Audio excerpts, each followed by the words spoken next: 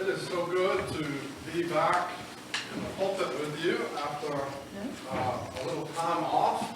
It's been 2 weeks now since I've had the opportunity to proclaim the word to you and with you, and so I'm very grateful to be here, back in the pulpit with all of you. I missed you, and I hope you had a good week last week with Gary. Gary is a dear friend of mine, and I know he brought good word to this congregation. I don't know what he said, but and thank you all so very much for the anniversary celebration. I haven't had a chance to address all of you since then, and I'm just blown away by the hospitality and generosity of this congregation, its members and friends. We all came together and had a great celebration together. Looking back on the past 30 years, and now I'm very hopeful for this church, and the dreams that we all have together, the hopes that we have for our future together. And I'm just very excited to be back in worship with you all today. Our gospel lesson today comes from the gospel according to Mark. And one of the major themes that runs throughout the book of Mark is the theme of response. Mark is the shortest gospel of the four, and yet it's jam-packed with all sorts of exciting stories and narratives that tell the story of Jesus. And one of the words that crops up over and over and over again in the Gospel of Mark is the word immediately. Jesus and the disciples would do one thing, and then immediately they would go somewhere else and do something else. It's a very fast-paced gospel, and the theme of response runs throughout the Gospel of Mark. And so watch when you read and when you listen to the Gospel of Mark and how different groups of people respond differently to the teachings of Jesus. And Mark uses basically 3 different groups to tell his story. He uses the crowd, he uses the scribes and the Pharisees, and he uses the disciples. And these 3 groups of people, they continuously emerge in Mark's narratives. They come on and off the stage, and their appearance in the gospel becomes so familiar that we come to expect not only their presence, but their response. So pay attention to the crowd. The crowd is ubiquitous in Mark's gospel, and they always respond to Jesus with amazement. They're always amazed and astonished at what he is doing, what he's teaching, who he's healing, where he's going. Pay attention to the scribes. The scribes are in our lesson this morning. Watch their response and listen to the comments that they make to Jesus. Watch their actions. Wherever they appear as a group, they regularly respond unfavorably to the teachings of Jesus. They're a very negative group in the Gospel of Mark. But not all of the scribes were bad. Just like any other group, there were some bad apples and some good apples. And the third group is the disciples. Watch and listen to the disciples, that motley crew of followers who seem permanently confounded throughout the gospel by Jesus' teaching. The disciples' response is one of misunderstanding over and over again. They follow Jesus throughout the course of his life. They enter on and off the stage trying to comprehend what exactly is he doing? What is going on here? And it's almost comedic how misunderstood they are time and time again. They miss the point, they ask careless questions, and many times they walk away from experiencing Jesus scratching their heads. Not all that uncommon to many of us in this room today. So there's these 3 groups in Mark's gospel. The crowd, they're amazed. The scribes and Pharisees, they're the negative response. And the disciples, who offer us a misunderstanding of Jesus. I began to wonder about this. Why would Mark set up the narrative in this way? Well, maybe, just maybe, Mark's aim was to seek and solicit a 4th response. A response from you and I, the listeners and hearers today. And maybe you and I have some skin in this game too. How do we respond when we hear Jesus teaching and preaching about the kingdom of God? So this question about a response, it becomes a very personal one for all of us in here today. How are you going to respond to Jesus? Will you respond like the crowd, like the scribes and the Pharisees, or like the disciples? It's almost as if Mark is setting up these three unsatisfactory responses, leaving open the possibility of a more faithful response. And so today, as we witness this drama of the gospel unfold in Mark, we meet Jesus near the temple treasury, what an appropriate place to find him in the middle of stewardship season. And it was stewardship season in Jerusalem as well. And Jesus, he sits across from the temple and he begins to teach his disciples. And so this all brings us to our gospel lesson from Mark chapter 12, verses 38 through 44.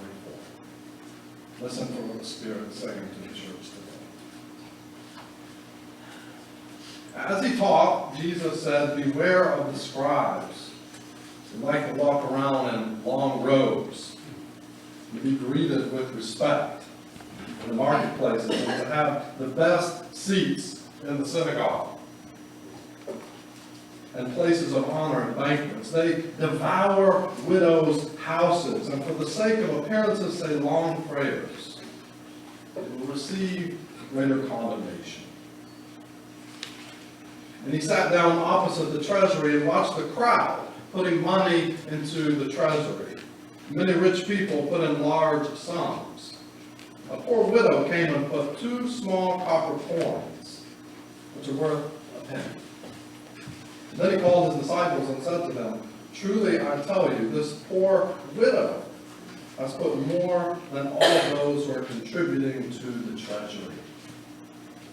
For all of them have contributed out of their abundance, but she, out of her poverty, has put everything she had, all she had to live on." And this is the word of the Lord.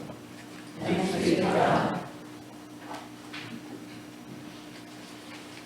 In her short story entitled "The Lesson," author Tony K. Bambara tells of economic equality through the voice of a preteen named Sylvia.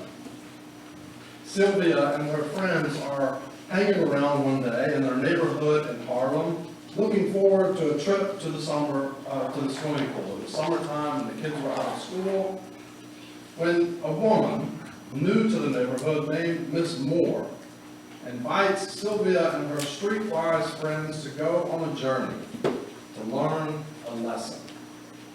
Now these kids, they live in Harlem, a poor neighborhood with very few resources.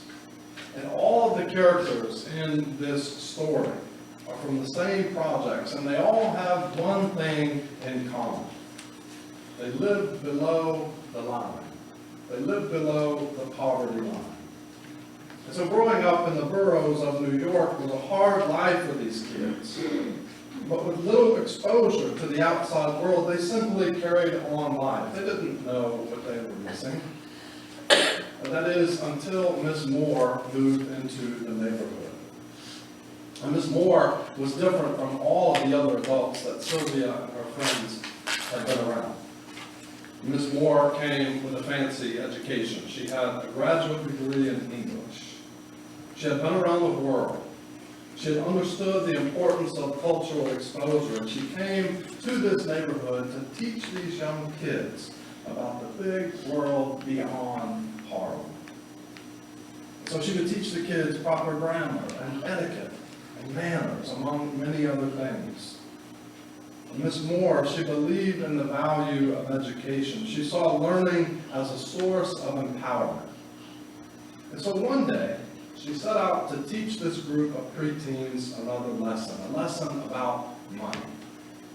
So she gathers this group of about 10 kids together. They pile into 2 separate cabs, and they set out on a journey. No one knows where they were going or what they were going to do when they got there. But these kids trusted Miss Moore because she was their mentor, their teacher. And along the way, as these kids emerge from the slums, they begin to realize that they, in fact, live in the ghetto. that they fall below the poverty line, and that there's great economic disparity in the United States. And this was a first-time realization for these kids. And so then, as the story moves along, they arrive at their destination. The cab pulls up to Fifth Avenue, and they get out at the world-renowned F.A.O. Schwartz toy shop. If you remember seeing the movie Big, it's where Tom Hanks goes in and plays the chopsticks on the piano. The kids immediately notice, before even walking into the toy shop, that they are out of their element. First of all, everyone there is white. Some of them are wearing fur coats in the dead heat of summer, and the kids wonder about this. And all the toys that the kids see are extremely expensive, including a $480 paperweight made of precious gems. There's also a toy boat that costs $1,100. Kids have never seen anything like this before. And they're unable to even understand the function of a paperweight because none of them have desks or papers that would require such a thing. They struggled to wrap their minds around a $1,000 toy boat. And they had seen similar toys go for under $5. The whole experience was somewhat dizzying for these kids, these young kids from Harlem.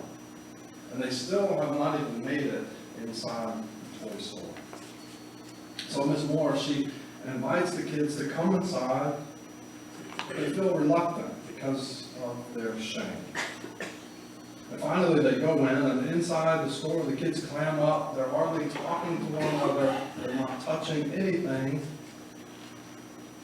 And when Sylvia requests to know why Miss Moore made them come to F.A.O. Schwartz, Miss Moore notices that Sylvia is angry. She asks her to talk about her anger. Sylvia refuses. On the way home, young Sylvia is absorbed with the thought of a toy costing more than what her family pays for rent each month. She can't fathom a toy costing more than her monthly cost for groceries. And thinking about this, Sylvia begins to wonder what type of person could possibly afford to spend that much or even more on toys, and why it is that they have so much while everyone else has so little. When they return home, all the kids are expecting Miss Moore to give them another lesson. She doesn't do that. Instead, she simply asks the kids to share what they experienced, what they felt. And Sylvia responds to Miss Moore by speculating that a country where there is such disparity of wealth cannot really be democratic at all. And what Miss Moore does by plucking these kids up out of Harlem and plopping them down on Fifth Avenue, I don't think it's all that different from what Jesus does with the disciples in our gospel lesson in Mark. When they arrived at the temple treasury, I'm sure everyone there was focused on these pious scribes and not on this poor widow. Jesus calls them over and he says, "Come and see. I want to teach you something. Teach you about the disparity that I see. Pay attention to the wealthy religious leaders and this poor widow." And the scribes giving to the treasury that day, they came to give their money, and their money had come from the exploitation of the very widows with whom they gave next to. So the lesson here, I think, is clear. This widow, yes, she's a shining light of generosity as she trusts God with her whole life. But by calling attention to the scribes' injustice, Jesus points out that a religion where such disparity of wealth exists, it cannot be Jewish at all. For the entire Jewish law is based on a system of justice and righteousness and equality. Most sermons that I've heard on this passage tend to focus on the widow's sacrifice and generosity. And it would be very easy to preach a message today in the middle of stewardship season about generosity and sacrifice. If we could all just be like the widow. What a great example she is, the church member par excellence, right? I wonder today if there's more going on here in this text. I wonder if there's more that meets the eye. What if Jesus is inviting us to respond to the economic disparity that give rise to the conditions that we see in this story? Perhaps this story, it serves as an invitation for us to go on a ride. To go on a ride and discuss what we already know, what already is in our world. Maybe it's an opportunity for us to have our eyes opened again, or open for the first time. And there's no doubting the fact that we too live in a world of great economic disparity. And we're quite literally surrounded by widows. So I wonder if our response to them would be righteous or not. In the Bible, the way one treats widows is sort of a litmus test for righteousness. As James says, pure and faultless religion is taking care of widows and orphans. And this idea of righteousness, it's a loaded word that pops up all over the Bible. And it's a word that has been misunderstood and misconstrued over the years. But righteousness, the type of life that Jesus demands from all of his followers, it forms the very center of the Jewish law, the prophets, the Psalms, and the Gospels. Now, author Kathleen Warner, she points this out in her book, Amazing Grace. For Doris, and maybe for many of us in here today, the call to live a righteous life has not always been framed positively in the church. Nora says, the word righteous used to grate on my ear. For years, I was only able to hear its negative mode as self-righteous, as judgmental. Gradually, she says, as I became more acquainted with the word in its biblical context, I found that it does not mean self-righteous at all, but righteous in the sight of God. And this righteousness is consistently defined by the prophets and in the Psalms and the Gospels as willingness to care for the most vulnerable people in culture, characterized in ancient Israel as orphans, widows, resident aliens, and the poor. Orphans, widows, and the poor. All of which can be found in our midst, and all of which demand our attention still today. Who are the modern day widows and poor among us? And we've been hearing a lot of news lately about the thriving economy. But did you know, in America today, over 46 million people live at or below the poverty line? America has the third highest poverty rate among all other developed nations. And it seems that everyone who lives above the poverty line is fighting to stay where they are, and those below the line are fighting to get above the line. And so maybe this gospel story today is an invitation, if nothing else, for all of us to pay attention to the line. To pay attention to those who have fallen below the line. To pay attention to those who go without. The face of God is often found below the line with those struggling to find provision, those dealing with grief and trauma, those who are homeless, lonely, and afraid.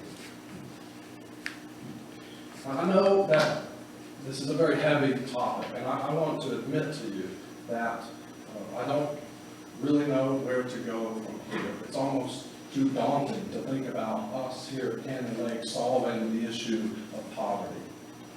So I just want to be honest with you about that. This is a very difficult topic to talk about. But I do think that there is good news in this story. And this is the good news. This is the gospel for us today. The good news is that Jesus chooses to see this widow, and he affirms her spiritual worth, and her wealth, because quite simply, that is who God is. And dear friends, may we go and do likewise. May we stop to see the most vulnerable around us. May we stop to work for change that creates such systems of injustice. May we reject the appeals to power and prestige, fear. May we turn away from tribalism and greed, and instead may we choose Christ's way.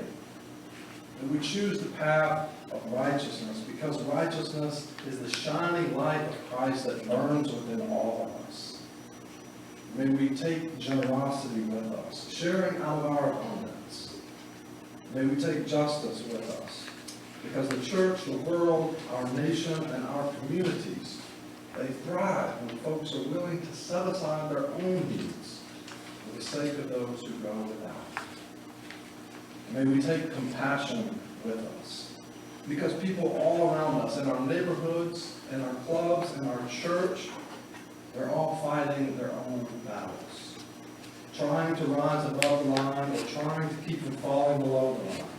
They're fallible and worried and broken and afraid and overworked and underpaid, wondering about the future.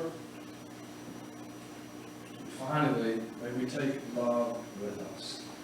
Because as long as we hold on to love, as long as we are willing to be loving, as long as we see love as the glue that binds us all together, we will be on the way to living a righteous and generous life with God. Amen.